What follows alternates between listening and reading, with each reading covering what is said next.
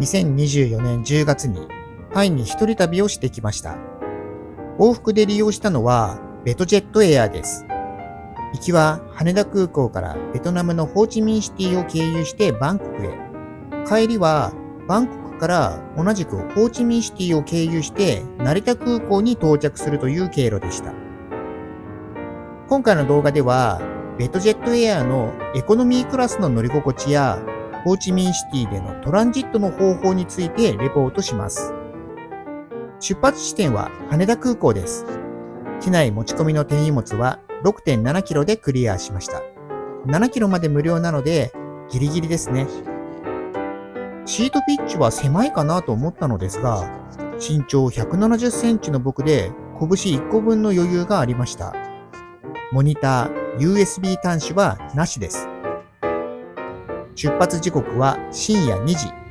しばし東京の夜景を眺めた後は眠ることにしました。しかし、僕の体とシートが微妙に合っていないのか、ほとんど眠れず。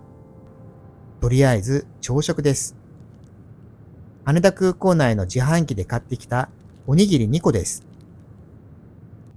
そして、ベトナム時間の6時10分にホーチミンシティに到着です。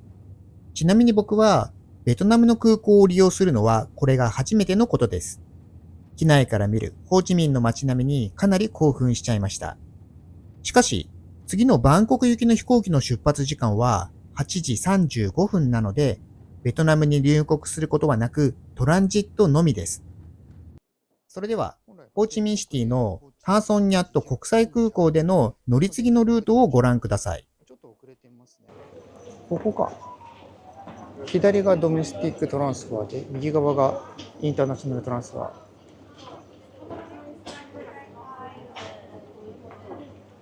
ここに行けばいいのかな？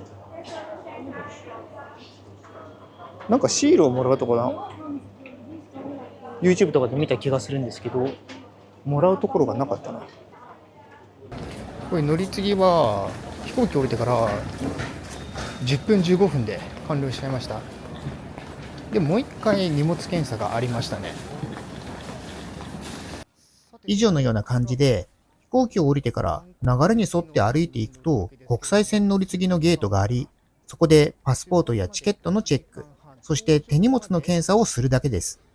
最初は迷ったらどうしようとドキドキしていましたが、むちゃくちゃ簡単でした。で、今の時間が7時。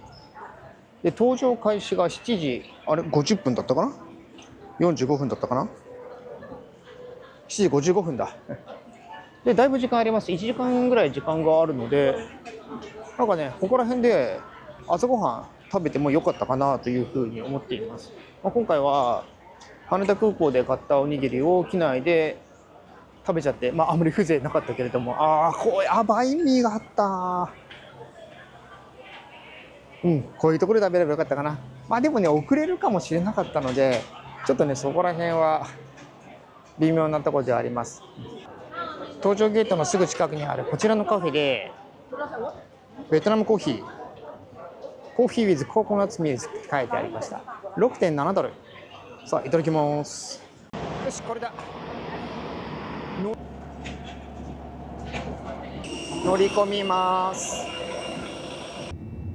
8時35分、ホーチミンシティからバンコク行きの飛行機が出発しました。往路では座席指定をしていませんでしたが、2階とも窓側の席でした。こうやって景色を撮影することができるので、ラッキーでした。タイへ向かう飛行機内でやることは、タイの SIM カードをスマホに入れること。僕はいつも Amazon で購入したものを使います。今回は10日間で50ギガのものを選んでいます。タイでライブ配信をするために、とにかく大容量のものが必要でした。また、宿泊したホテルの Wi-Fi が使い物にならなかったので、PC 作業などはテザリングで乗り切りました。10時5分、バンコクのスワンナプーム国際空港に到着です。羽田空港から約10時間の空の旅でした。それでは帰りの便についても見ていきましょう。ここですね、ベトジェットのカウンター。ホーチミン行きって、もう出てますね。よし。並びます。帰りもベトジェットエアを利用します。まずは11時30分、バンコク発ホーチミン行きの飛行機に乗りました。13時にベトナムのホーチミンに到着。次の便は23時20分発なので、手続きなどの時間を考慮に入れると、約8時間くらいの自由時間がありました。ここでベトナムに入国して観光することに。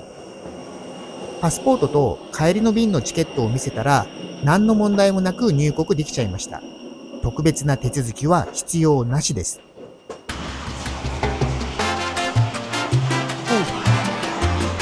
味はうまい。さあ、グラブに乗って連れてきてもらいました。ピンクの教会、三輪教会。こちらでワインに注文しました。20万ドン。こちら。さあ、ということでいただきましょうかね。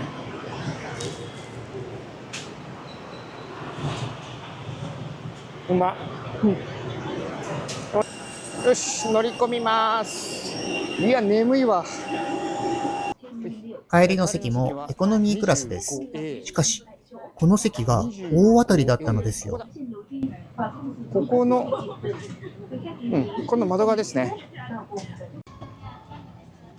この席25番 A の後ろの席ないや。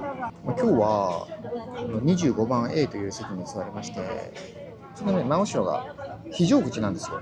それで座席がないというね。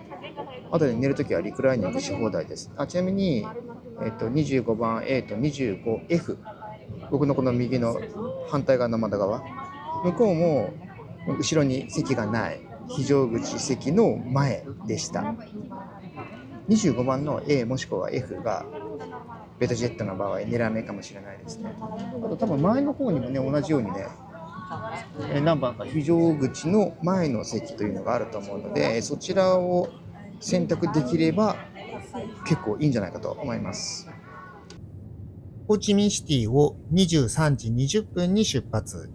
離陸直後の景色を撮影した後は、僕はぐっすりと眠りました。行きの便では、後ろの席の人に遠慮して、リクライニングをちょっとだけにしましたが、今回は後ろに席がないので、最後までリクライニングできました。そのおかげで、ちゃんと眠ることができました。今後、ベトジェットエアを利用する際は、25A のようなラッキー席を選択しようと思っています。7時40分、成田空港に到着。ホーチミンからだと6時間20分ほどでした。というわけで、今回はベトジェットエアについてのレポートでした。ホーチミンシティでの国際線乗り継ぎは意外と簡単だったり、25A のようなラッキー席もあったりしました。往路ではあまり座り心地が良くないと思ったシートも、後ろに席がない 25A では最高の印象に変わりました。皆さんも座席表をよく見て、ラッキー席を探してみてください。ではでは、この動画が参考になったよという方はグッドボタン、チャンネル登録もよろしくお願いします。それでは、また次の動画でお会いしましょう。